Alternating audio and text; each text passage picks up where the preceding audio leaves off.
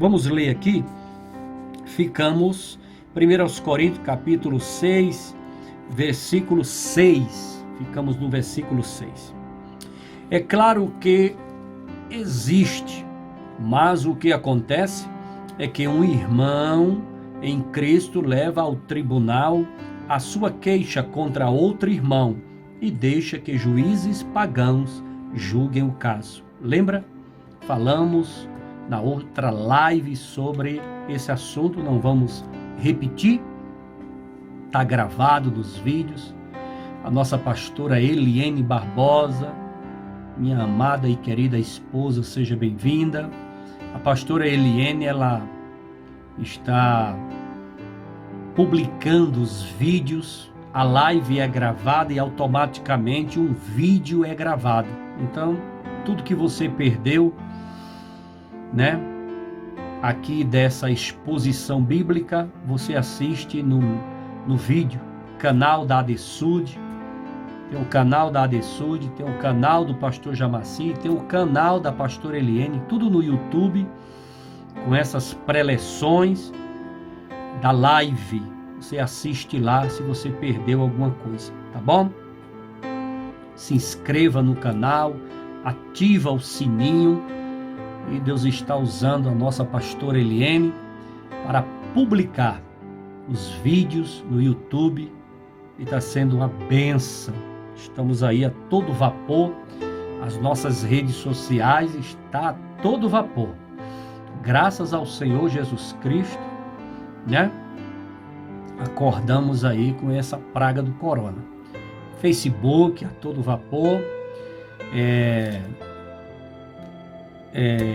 Instagram, todas as redes sociais estão ativas. A minha, a da pastora e a da ADSUD. A da ADSUD é administrada pela missionária Gisele. Você procura lá o tema homossexualismo no YouTube. Pastor Jamaci, se inscreva lá e assista. Diaconisa Andréa Laurindo, bem-vinda, viu, mulher de Deus, paz do Senhor. Versículo de número 7. Só o fato de existirem questões entre vocês já mostra que vocês estão falhando completamente. Não seria melhor aguentar a injustiça? Eu falei isso aqui, O crente, ele não tem razão. O verdadeiro crente, ele dá razão a quem não tem. E ele aguenta a injustiça. Não seria melhor ficar com o prejuízo? Crente que é crente, para não escandalizar o evangelho, ele pensa 1000 vezes antes de ir à delegacia, antes de ir aos tribunais. Ele, na realidade, dependendo do contexto, ele fica no prejuízo, perdoa e deixa para lá. É o que Paulo está dizendo aos crentes de Corinto. É melhor ficar no prejuízo. Não fiquem levando os seus irmãos aos tribunais. Versículo 8. Pelo contrário, vocês cometem injustiça e roubam. Paulo sabia que ali na igreja de Corinto tinha pessoas que ainda praticavam roubo. E fazem isso tudo contra os seus próprios irmãos. Você rouba, ainda continua praticando roubo e ainda leva o seu irmão para os tribunais dos pagãos, Agora o versículo 9 é um versículo pesado. Vamos ler? Vocês sabem que os maus não terão parte no reino de Deus. Quem é que não tem parte no reino de Deus? Não se enganem, pois os imorais não têm parte no reino de Deus. Os que adoram ídolos não têm parte no reino de Deus. Os adúlteros não têm parte no reino de Deus. Os homossexuais, nós iremos falar delicadamente, cuidadosamente sobre os homossexuais. Hoje a gente termina esse assunto. Não tem parte no reino de Deus. É a Bíblia que está dizendo, não sou eu. tá? E o versículo 10. Os ladrões não têm parte no reino de Deus. Os avarentos não têm parte no reino de Deus. Já viu aquele camarada avarento? Falar em avarento, deixa eu contar uma experiência para você. Uma vez eu cheguei numa igreja para pregar e eu olhei para o pastor e vi aquele homem acabado, destruído. E eu olhei para ele e falei: pastor, Deus me revelou aqui que a sua situação está difícil. E o que mais pesa nessa situação que Deus está me revelando é a área financeira. Pastor Valdir, Pai do Senhor, meu amado pastor, meu amigão do meu coração, seja bem-vindo. E aquele pastor, ele fica assim olhando para mim olhando. Eu tinha pregado na igreja dele, e aí eu fui dar esse recado de Deus para ele, sobre o coração dele triste. O homem estava acabado, destruído, mas numa miséria. Aí aquele pastor começou a chorar, mas chorou muito. E aí eu falei para ele: pastor, o senhor tem alguma coisa errada na tesouraria da igreja? Porque a igreja dele era uma igreja, não era grande, mas era uma igreja de tamanho médio, umas pessoas maravilhosas que congregavam ali, cheia, lotada, uma igreja abençoada, um povo abençoador. Mas o homem estava vivendo uma miséria. Financeiramente, a vida daquele pastor estava destruída. Eu falei: tem alguma coisa que o senhor... Não, pastor, não tem não. Eu digo: Deus está me revelando que na área financeira desta igreja há a cunha de Acã. Tem algo aqui que o senhor não vai prosperar. Tem alguma coisa errada aqui, pastor. Aí eu fiz uma pergunta para ele. Eu digo: os tesoureiros que o senhor trabalha aqui, tem quantos tesoureiros aqui na igreja? Eles têm 3. Eu digo: os tesoureiros que trabalham aqui são homens de Deus, tá tudo com a vida em dia no altar, tá tudo dizimando, ofertando, são homens que amam, porque um tesoureiro de igreja, irmão, ele além de ser o tesoureiro, ele também dizima, ele também oferta, ele também paga voto, e ele prega a favor de ofertar, de dizimar, de pagar os votos, de contribuir para a manutenção da casa do Senhor, ajuda o seu pastor, né? Porque um tesoureiro que deixa pastor morrendo de fome, com a família passando fome, né, aos trapos, uma pessoa dessa não é digno de ser tesoureiro da casa do Senhor. Aí ele falou para mim assim: não, pastor, tem 2 tesoureiros aqui que é uma benção, agora tem um que ele não é muito a favor a dízimo não, ele não é muito a favor a dizimar não, ele é tesoureiro tudo, mas aqui e ali ele está falando mal. Escute isso. Cooperadora Rafaela, bem-vinda, mulher de Deus, Pai do Senhor. Irmã Neia, que saudade. Bem-vinda, irmã Neia. Jesus te abençoe, mulher de Deus. Aí ele falou assim, eu falei para ele: pastor, esse irmão que fala mal de dízimo, de oferta, de voto, de contribuir, tire ele da tesouraria, substitua por uma pessoa que prega a favor do dízimo, da oferta, do voto. Não tem como o senhor ficar com uma pessoa dessa. Aí ele obedeceu a palavra que Deus me deu para entregar para ele, uma palavra profética. E aí ele pegou e substituiu aquele irmão. Alguns anos depois eu fui pregar na igreja dele. Rapaz, o homem tinha trocado o som todinho. A igreja estava com uma mobília toda nova, estava irreconhecível, pintada, a placa na frente, a fachada arrumada. O homem estava com paletó brilhando, sapato brilhando, todo penteado, todo arrumado, todo cheiroso. mas você não conhecia a igreja. A igreja estava numa alegria, lotada, cheia de crente, o homem com um sorriso. E ele me abraçou, chorou e disse: pastor, faz alguns anos que o senhor esteve aqui, falando daquela revelação da avareza. Eu tomei o conselho da palavra de Deus que saiu da sua boca, substituí aquele irmão, mas essa igreja está prosperando tanto que eu estou querendo comprar uma Kombi para a igreja para fazer evangelismo. Viu? Paulo diz que os avarentos não herdarão os reinos dos céus. Então, pelo amor de Deus, né? É muito contraditório você pregar um cara avarento que prega e fala mal contra contribuir e colocar para cuidar da tesouraria da igreja. Deixa ele fazendo outras coisas. Ele tem que ficar ali? Tem. Ele é um irmão, ele é uma alma que nós amamos, que Deus precisa tratar com ele, curar ele, dar uma ajeitada nele, converter ele. Não é para jogar ele fora, não. Ele é bênção, ele pode não ser bênção na tesouraria, mas ele vai ser bênção na porta, ele vai ser bênção em qualquer outro lugar. Ele é bênção. Não é para descartar ele não, como copo descartável não.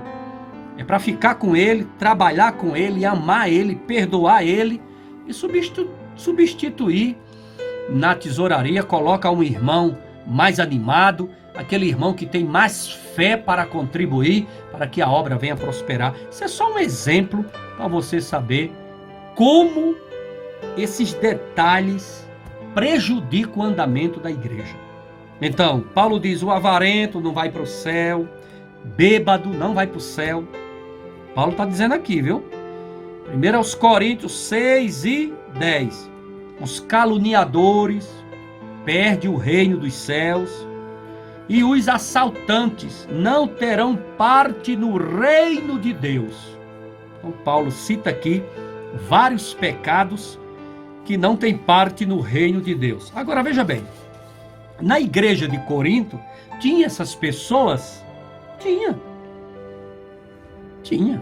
Missionária Áquila, enquanto eu estou pregando aqui, você vai aí saudando os irmãos, dando bem-vindo. Missionária Gisele também pode fazer isso. Obrigado aí pelo carinho de vocês, de estar me ajudando.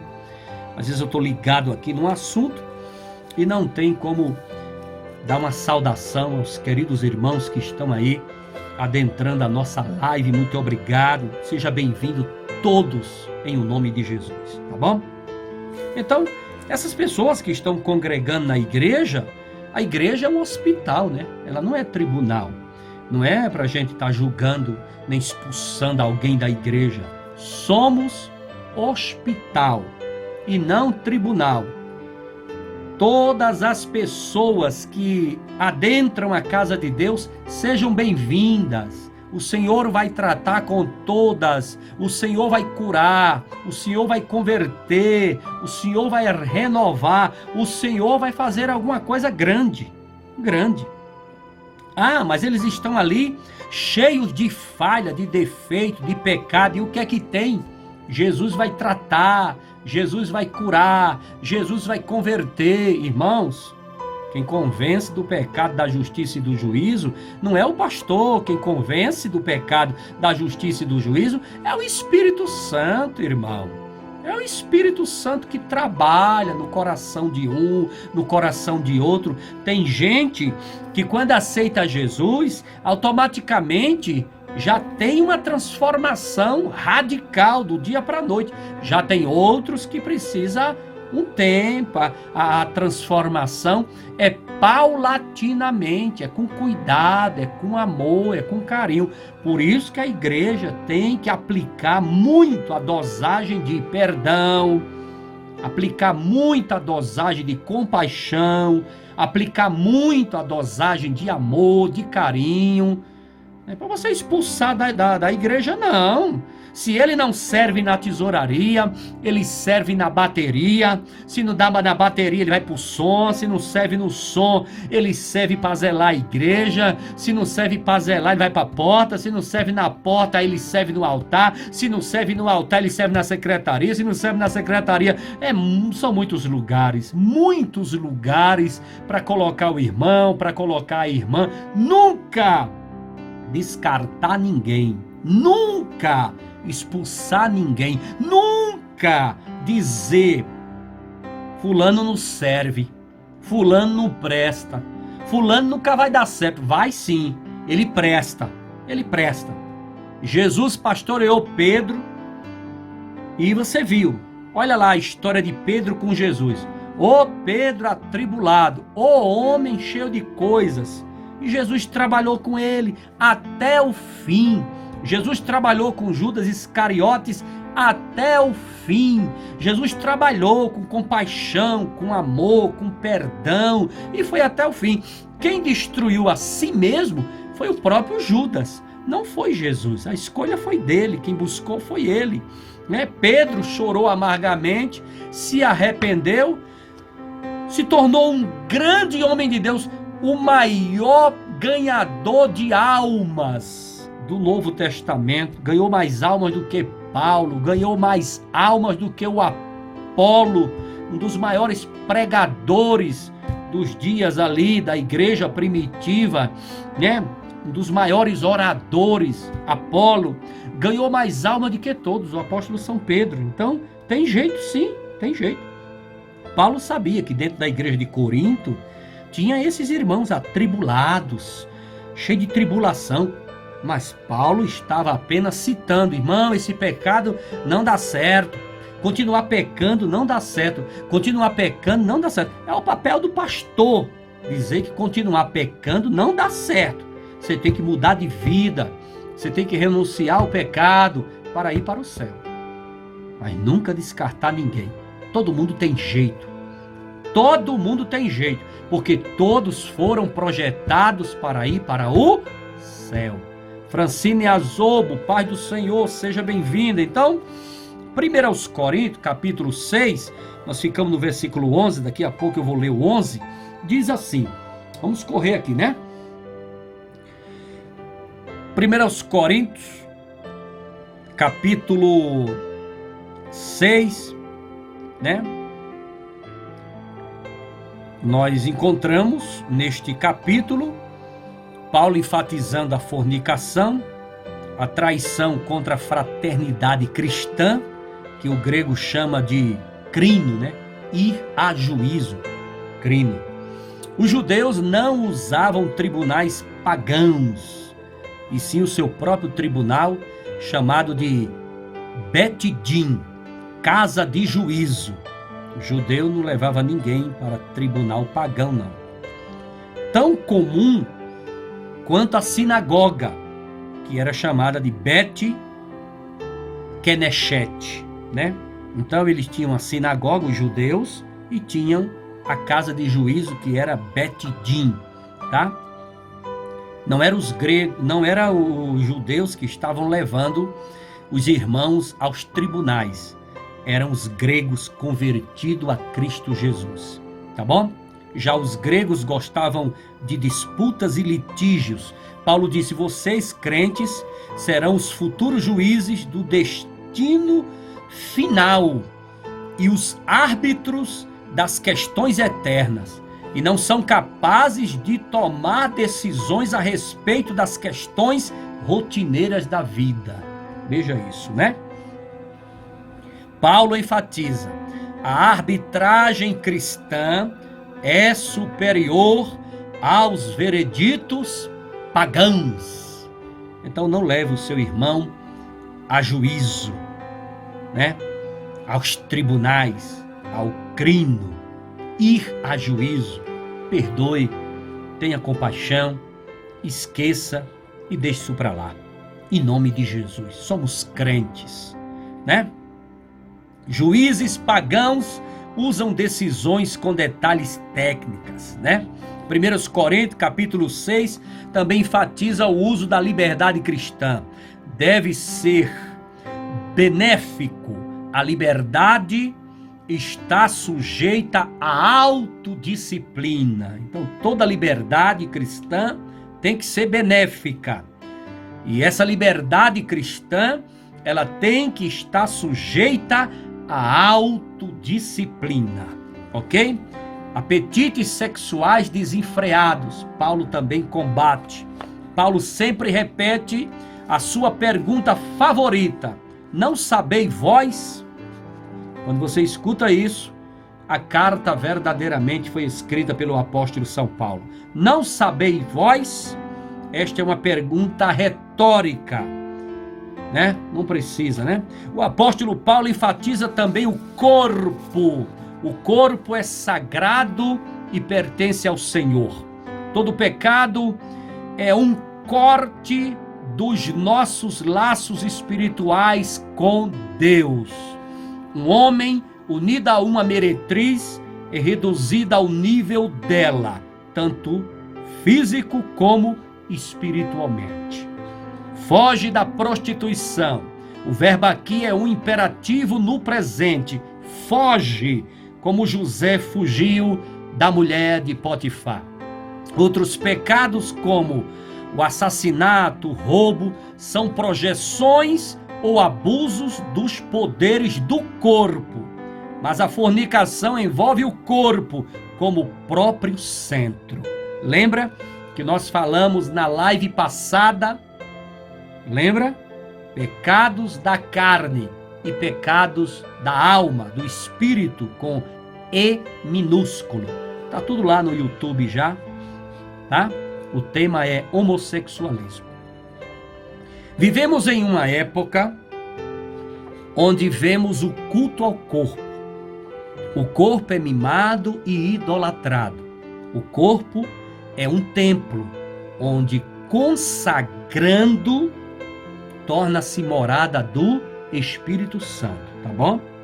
O corpo só será templo e morada do Espírito Santo quando ele é consagrado ao Senhor Jesus total, não é parcial.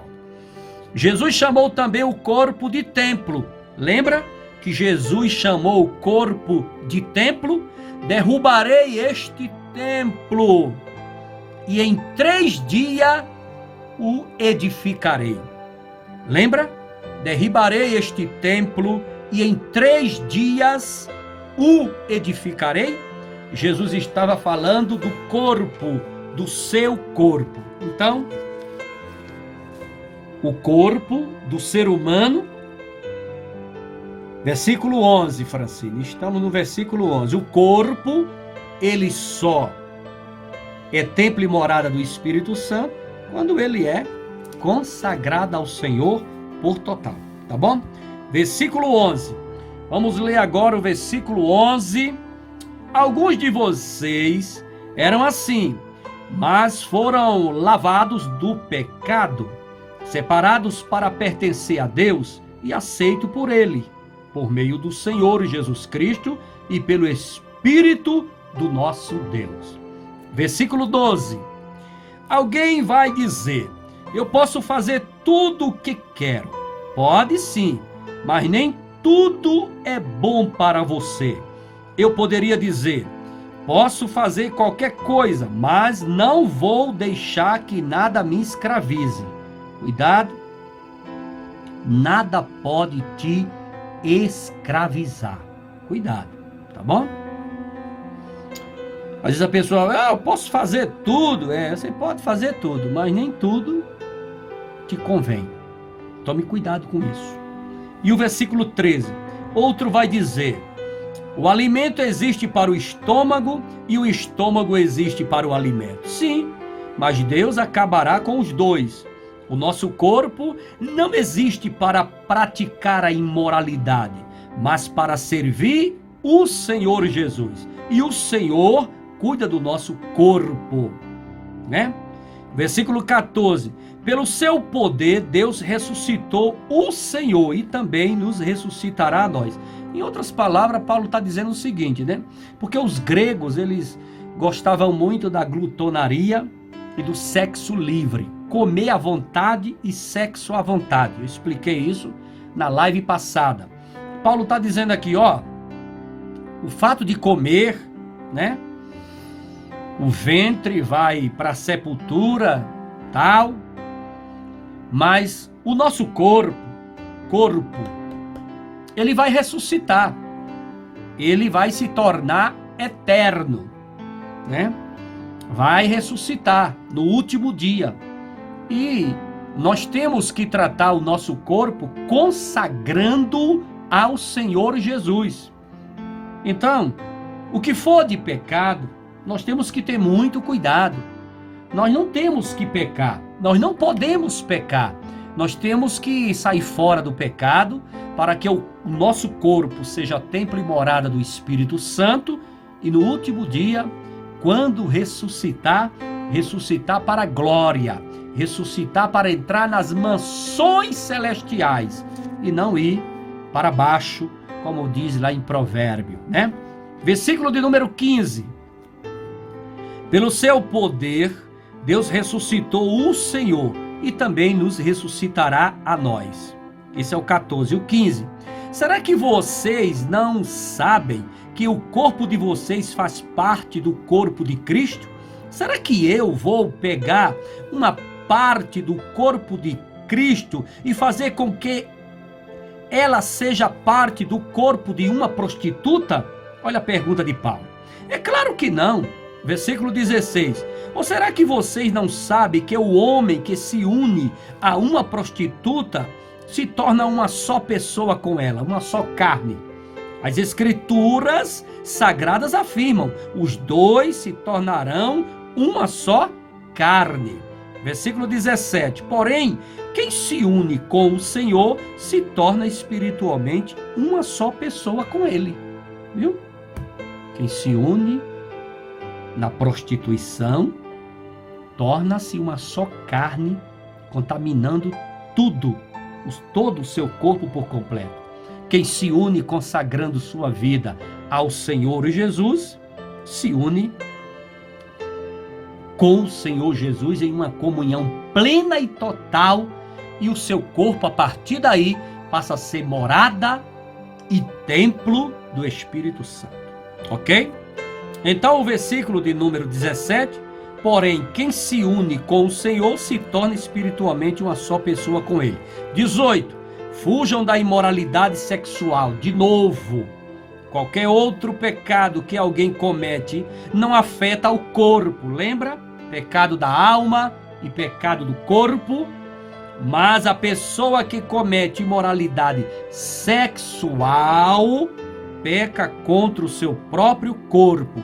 Então, o pecado que é considerado o pecado da carne e contamina todo o corpo são os pecados relacionados à sexualidade, ao sexo, tá bom? Será que vocês não sabem que o corpo de vocês é templo do Espírito Santo que vive em vocês e lhes foi dado por Deus? Vocês não pertencem a vocês mesmos, mas a Deus. E o versículo 20, para encerrar: pois ele os comprou e pagou o preço, portanto, usa o seu corpo para a glória dele. Deixa eu explicar uma coisa para você. Jesus morreu na cruz por você? Morreu, né? Pagou o preço? Pagou, né? O corpo é de quem? De você ou de Jesus?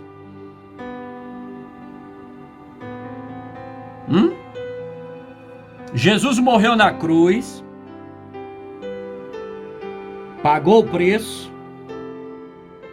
para tomar posse da sua vida, da sua alma e do seu corpo. O corpo é de quem? A Bíblia diz aqui, nas palavras do apóstolo São Paulo, 1 Coríntios, todo o capítulo 6, que o corpo não pertence mais a você. O corpo é de Jesus, não está pago? Ele comprou, meu irmão. Ele comprou o teu corpo, ele comprou a tua alma, ele comprou você. Você agora é dele, você é de Jesus, você não é mais de você mesmo, é de Jesus. Se ele comprou, Muito bem, os irmãos estão interagindo. Francine, Áquila, Mané. O corpo é de Jesus. Se é de Jesus, usa ele para Jesus. Se é de Jesus, deixa o Espírito Santo ser templo e morada dele. Se é de Jesus, está comprado por Jesus, foi pago por Jesus. Então, meu irmão, o corpo não pode mais servir aos desejos da carne, porque ele não é da carne. Ele não pode mais servir aos desejos do mundo, porque ele não é do mundo, não foi o mundo que comprou ele, nem foi a carne que comprou ele. O corpo não pode servir mais a Satanás, porque não foi Satanás que comprou o corpo. Quem comprou o teu corpo foi Jesus. Então serve a Jesus. Jesus é o dono do teu corpo. Seja bem-vinda, nossa irmã Nevinha. Bem-vinda, mulher de Deus. Pai do Senhor, Meseira e complementos, bem-vindas, em nome de Jesus, Pai do Senhor. Então, eu vou entrar num assunto agora, que é o assunto sobre homossexualismo. Eu guardei para o final, uma das partes maravilhosas, e vou falar com muito carinho, com muito amor. Vou falar à luz da Bíblia. Eu não sei porque que existe tanto conflitos e tanta guerra com o pecado de homossexualismo, porque o pecado de homossexualismo ou homossexual que pratica o pecado de relações homem com homem, mulher com mulher, é um pecado como se fosse um pecado de adultério, de fornicação e outro qualquer pecado. É pecado. Se é pecado, e a Bíblia prova que é pecado, por que tantos questionamentos? Se vai, não vai, se sobe, não sobe, se é, não é. Então, deixa eu aqui explicar para você, à luz da Bíblia, esse assunto tão polêmico, tão complexo, tão atribulado. Aí a irmã Claudete, Meseiras e Complementos. Irmã Claudete, bem-vinda, mulher de Deus. Então, veja bem. Eu sou pastor, tá? Eu não acredito em cura gay. Não. Eu não acredito em cura gay. Eu acredito na transformação pelo Evangelho da graça do Senhor Jesus Cristo. E acredito que essa transformação, ela acontece quando a pessoa que é homossexual, ela se esforça para que essa transformação aconteça. Vou te provar isso biblicamente. Então, como pastor, eu não acredito em cura gay. Eu acredito que o Evangelho da graça do Senhor Jesus Cristo, ele sim age na sua força e poder para que a pessoa fique convertida para a honra e a glória do nome de Jesus. Então acredito na libertação pela força do Evangelho da graça do Senhor Jesus Cristo. E acredito que essa libertação, ela acontece do homossexualismo pelo esforço do homossexual. Por quê? Quem convence do pecado, da justiça e do juízo é o Espírito Santo, não é o pastor. O pastor não convence do pecado, da justiça e do juízo. E tem casos de homossexuais que eles aceitam Jesus e eles são transformados do dia para a noite. Para de pecar, para de se deitar com o homem. Acabou. Ele agora se torna uma nova criatura em Cristo Jesus. Do dia para a noite. Já tem outros que têm mais dificuldade, que sofrem mais, que não tem muita força, que precisa de ajuda, que precisa de oração, de jejum, de carinho, de amor, de perdão, de compaixão, que é isso que as pessoas precisam, né? Eu não sei por que existe essa dificuldade tão grande de entender o que a Bíblia está explicando. Deixa eu explicar aqui com carinho. Eu não tenho nada contra os homossexuais. Já trabalhei com muitos. Nunca tive problema nenhum. São pessoas maravilhosas, agradabilíssimas, são pessoas educadas, muito inteligentes, da mente brilhante, pessoas que se esforçam muito. E uma pessoa normal, não é um ET, não é alguém de outro mundo, é uma pessoa normal, um ser humano normal, que tem vontade de morar no céu e que nós desejamos que eles consigam o céu. Nós estamos aqui para ajudar biblicamente, como pastor, com compaixão, com amor, com carinho, para ajudar. Não estamos aqui para condenar, nem apontar o dedo, nada disso. Isso não faz parte do evangelho que Jesus pregou na face da terra. Então, veja o que diz Mateus 11:12. Você está com a Bíblia aí? Diaconisa Guadalupe, seja bem-vinda. Se a live cair, a gente continua, ok? Fica aí, não sai daí para a gente terminar o assunto hoje. Homossexualismo. Tá com a Bíblia aí? Abra a Bíblia. Talvez você nem conheça esse versículo. Mateus 11:12. O que é que diz? O reino dos céus é tomado à força, e os que usam de força se apoderam dele. Isso aqui não está dizendo que você vai chegar no caminho do céu empurrando os irmãos, dando cotovelada nos irmãos, guerreando contra os irmãos, ameaçando os irmãos, brigando com os irmãos. Não é nada disso não. Isso aqui está dizendo o seguinte, em outras palavras, trocando em miúdos,